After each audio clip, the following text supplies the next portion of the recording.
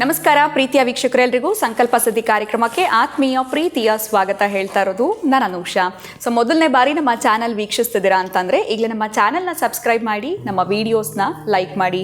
ಮನುಷ್ಯ ಅಂದಮೇಲೆ ಹಲವಾರು ರೀತಿಯಾಗಿರುವಂಥ ತೊಂದರೆಗಳು, ಸಮಸ್ಯೆಗಳಿಗೆ ಒಳಗಾಗಿರ್ತಾರೆ. ವಿವಾಹ ವಿಳಂಬ ಆಗ್ತಾ ಇರಬಹುದು, ಆರೋಗ್ಯದಲ್ಲಿ ಏರುಪೇರಿನ ಸಮಸ್ಯೆಗಳು, ಮನೆಯಲ್ಲಿ ಅಶಾಂತಿಯ ವಾತಾವರಣ, ಜಾಬ್ನಲ್ಲಿ ಸಮಸ್ಯೆಗಳಾಗ್ತಾ ಇರ್ಬೋದು. ಈ ಎಲ್ಲ ಒಂದು ತೊಂದರೆಗಳಿಂದ ನೀವು ಆದಷ್ಟು ಬೇಗ ಸರಳ ರೀತಿಯಲ್ಲಿ ಹೊರಗಡೆ ಬರಬೇಕು ಅಂತಂದರೆ ಸಾಕಷ್ಟು ಜನ ಈಗ ಆಲ್ರೆಡಿ ಇದರ ಒಂದು ಎಕ್ಸ್ಪೀರಿಯನ್ಸ್ ಮಾಡಿದರೆ. ಅಕ್ಷಯ ವೃಕ್ಷ ಅವರ ಮನೆಗೆ ಅಥವಾ ಆಫೀಸ್ಗೆ ಹೋದ್ಮೇಲೆ ಏಳಿಗೆಯನ್ನು ಕಂಡಿದ್ದಾರೆ. ನಿಮ್ಮ ಜೀವನದಲ್ಲಿ ಬರ್ತಿರುವಂಥ ತೊಂದರೆಗಳಿಗೆ ಫುಲ್ ಸ್ಟಾಪ್ ಇಡಬೇಕು ಅಂತಂದರೆ ಇವತ್ತೇ ನೀವು ಅಕ್ಷಯ ವೃಕ್ಷವನ್ನು ಬರಮಾಡ್ಕೊಳ್ಬಹುದು. ಇದ್ರ ಬಗ್ಗೆ ಸಂಪೂರ್ಣವಾಗಿರುವಂಥ ವಿಚಾರನ ತಿಳ್ಕೊಳ್ಬೇಕಿದ್ದಲ್ಲಿ ಸ್ಕ್ರೀನ್ ಮೇಲೆ ಕೂಡ ನಿಮಗೆ ಸಂಖ್ಯೆಗಳು ಬರ್ತಾ ಇದೆ. ಇನ್ನು ಕಾರ್ಯಕ್ರಮದಲ್ಲಿ ನಮ್ಮ ಜೊತೆ ಇದ್ದಾರೆ ಸ್ಪಿರಿಚುವಲ್ ಗುರು ಡಾಕ್ಟರ್ ವಿಷ್ಣುದತ್ತ ಗುರುಜಿಯವರು. ಗುರುಗಳನ್ನ ಕಾರ್ಯಕ್ರಮಕ್ಕೆ ಸ್ವಾಗತಿಸೋಣ. ನಮಸ್ತೆ ಗುರುಗಳೇ, ಕಾರ್ಯಕ್ರಮಕ್ಕೆ ಭಕ್ತಿಯ ಸ್ವಾಗತ. 12 ಬಗೆಯ ಕಾಳಸರ್ಪ ದೋಷಗಳ ಬಗ್ಗೆ ನೀವು ಹೇಳ್ತಾ ಇದ್ರಿ. ಮೊದಲು 2 ಬಗ್ಗೆ ನಮಗೆ ತಿಳಿಸ್ಕೊಟ್ಟಿದ್ದೀರಾ. ಇನ್ನು 3ನೆಯ ಬಗೆಯ ಕಾಳಸರ್ಪ ದೋಷ ಯಾವುದು, ಇನ್ನು ಆ ಸಮಸ್ಯೆ ಇದೆ ಅಂತಂದರೆ ಯಾವ್ಯಾವ ರೀತಿ ತೊಂದರೆಗಳು ಬರಬಹುದು, ಜೀವನದಲ್ಲಿ ಏಳಿಗೆ ಅನ್ನುವಂಥದ್ದು ಯಾವ ಏಜ್ನಲ್ಲಿ ಕಾಣ್ತೀವಿ ನಾವು ಈ 3ನೇ ಬಗೆಯ ಕಾಳಸರ್ಪ ದೋಷ ಇದ್ದಾಗ, ಇದೆಲ್ಲದ್ರ ಬಗ್ಗೆ ತಿಳಿಸ್ಕೊಡಿ ಗುರುಗಳೇ. ಓಂ ವಿಶ್ವಸ್ಮೈ ನಮಃ. ನನ್ನ ಪ್ರೀತಿಯ ಬಂಧುಗಳೇ, ಇನ್ನು 3ನೇದು ವಾಸುಕಿ ಕಾಳಸರ್ಪದೋಷ. ಲಗ್ನಾತ್ ತೃತೀಯ ಭಾವ, ತೃತೀಯ ಭಾವದಲ್ಲಿ ರಾಹು ಇದ್ದು ಭಾಗ್ಯಭಾವದಲ್ಲಿ 9ನೇ ಭಾವದಲ್ಲಿ ಕೇತು ಇತ್ತು ಅಂತಂದರೆ ಇದನ್ನು ವಾಸುಕಿಗೆ ಸಂಬಂಧಪಟ್ಟ ಸರ್ಪದೋಷ.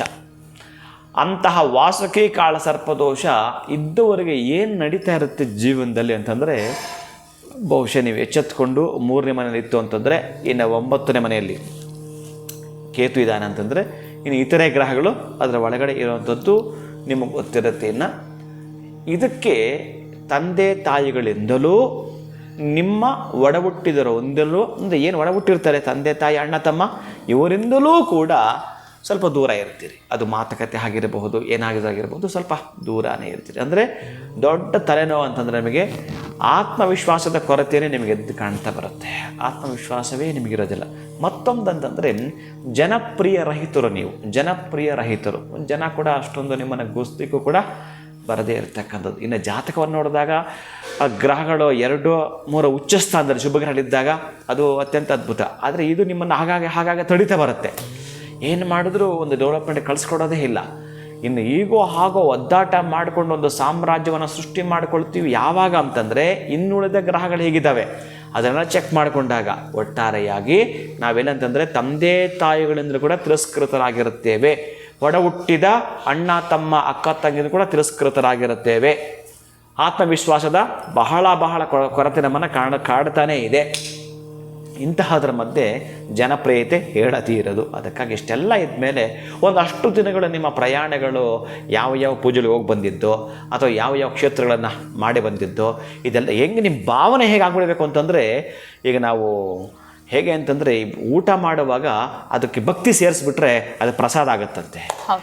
ಇನ್ನು ನಾವು ದೇವಸ್ಥಾನಕ್ಕೆ ಹೋದಾಗ ಅದನ್ನು ತಗೊಳ್ಳುವಾಗ ಅದಕ್ಕೆ ಭಕ್ತಿ ಸೇರಿಸ್ಬಿಟ್ರೆ ಅದು ತೀರ್ಥವಾಗುತ್ತಂತೆ.